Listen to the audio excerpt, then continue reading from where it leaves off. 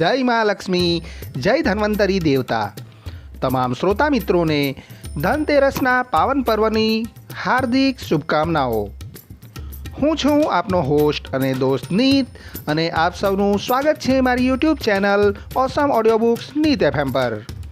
આપના માટે પ્રસ્તુત છે ઓડિયો બુક ધનતેરસનું મહાત્મ્ય।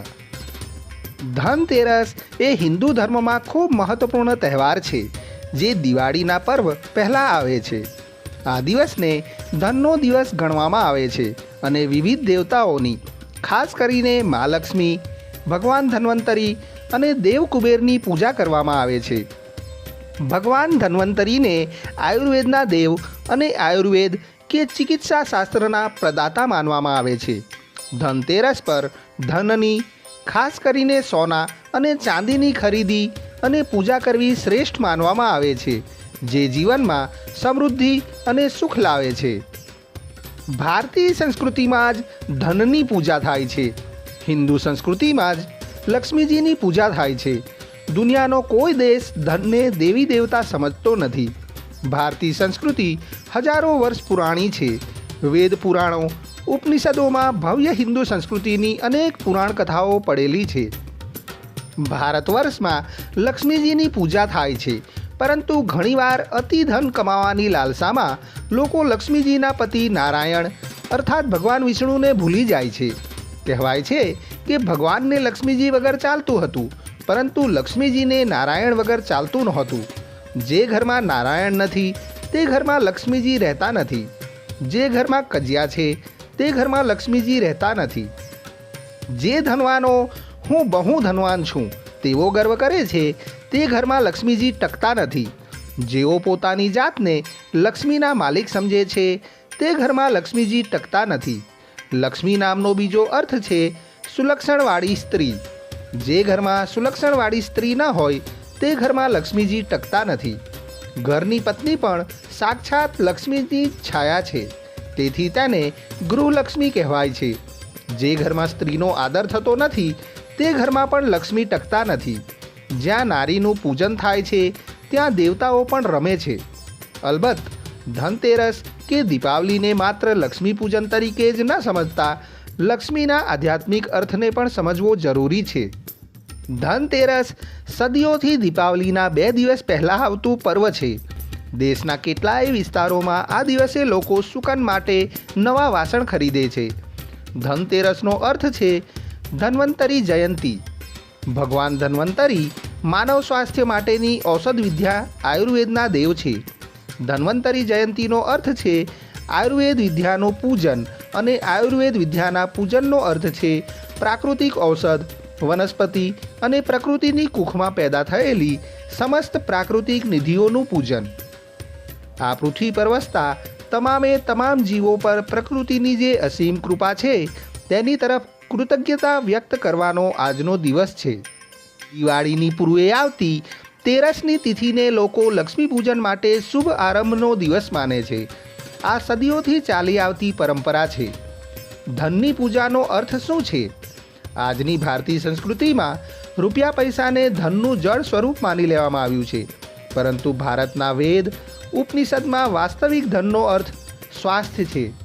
સ્વાસ્થ્યના પણ 2 અર્થ છે, એક શારીરિક સ્વાસ્થ્ય અને બીજું માનસિક સ્વાસ્થ્ય। આયુર્વેદમાં માનસિક સ્વાસ્થ્યને આંતરિક સ્વાસ્થ્ય કહેવામાં આવ્યું છે। આ દિવસે મહાલક્ષ્મીનું કે મહાકાળીનું પૂજન પણ કરવામાં આવે છે, પરંતુ ધનતેરસનો દિવસ તો ખરેખર ભગવાન ધન્વંતરીના મહિમાનો જ દિવસ છે। દીપાવલીના દિવસો વર્ષા ઋતુની સમાપ્તિ બાદ આવે છે। વરસાદ પછી પ્રકૃતિ ખીલી ઉઠી હોય છે। વૃક્ષો અને વેલા નવપલ્લવિત થઈ ગયા હોય છે। ડુંગરો લીલાછમ થઈ ગયા હોય છે। નદી નાળા ખળખળ વહેતા હોય છે। તળાવો જળથી ભરાઈ ગયા હોય છે। જંગલો નવી ઔષધિઓથી ખીલી ઉઠ્યા હોય છે। આ બધા જ પ્રકૃતિના ભિન્ન ભિન્ન સ્વરૂપો છે। આજના આ દિવસે આ નવી ઔષધિઓનું પૂજનનું એક આગવું મહાત્મ્ય હોય છે। વર્ષોથી પૂર્ણિમાના દિવસે અમૃતપાનને ખીરના સ્વરૂપમાં આરોગવામાં આવે છે। આ પ્રક્રિયા દીપાવલી સુધી ચાલે છે। પ્રચલિત પરંપરામાં કાલીની મૂળ પ્રતિષ્ઠા ઔષધીય હોવાનું માનવામાં આવે છે, પ્રાચીન તાંત્રિકોએ તો વિભિન્ન રસાયણો દ્વારા ઔષધિ બનાવવાનું જ્ઞાન આ સમયગાળા દરમિયાન જ પ્રાપ્ત કર્યું હતું. ધનતેરસથી માંડીને અમાવસ્યા દીપાવલીના દિવસનો સમયગાળો કાલી પૂજનનો છે. જે પ્રકૃતિની દયાની માનવને જરૂર છે તેના બે સ્વરૂપ છે.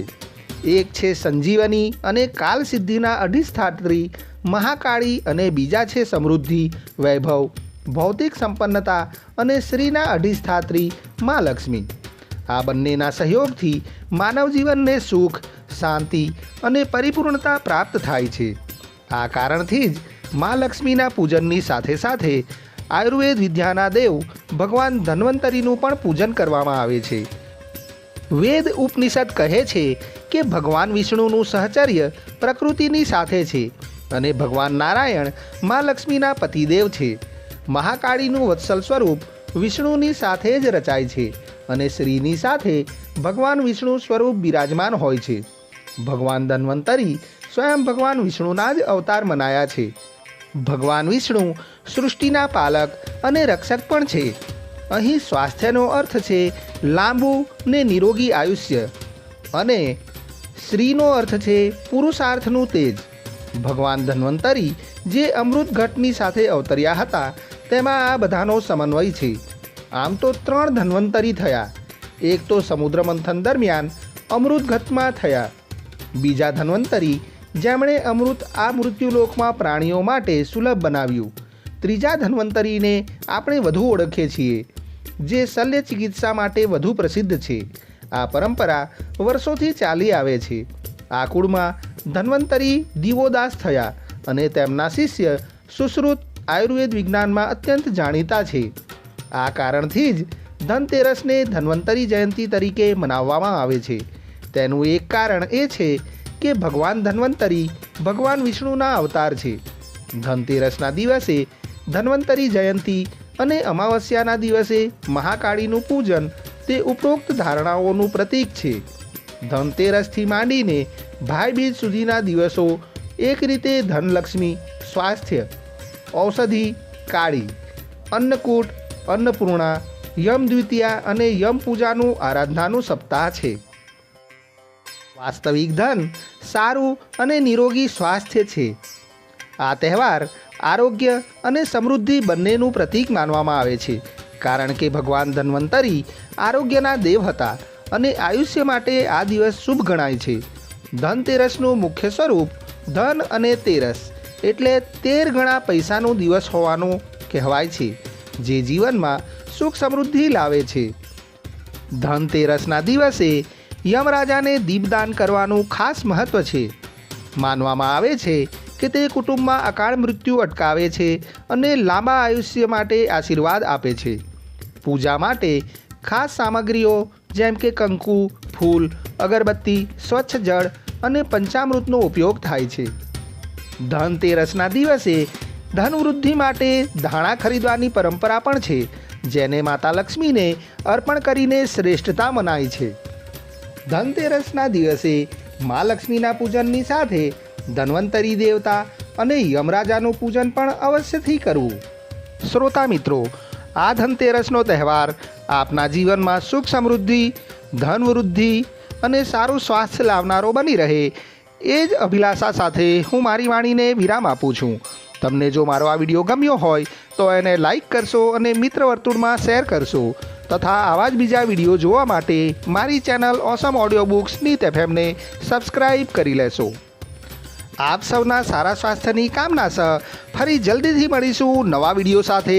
ત્યાં સુધી આપ સ્વસ્થ રહો, સુરક્ષિત રહો. જય મા લક્ષ્મી, જય ધન્વંતરી દેવતા. અસ્તુ.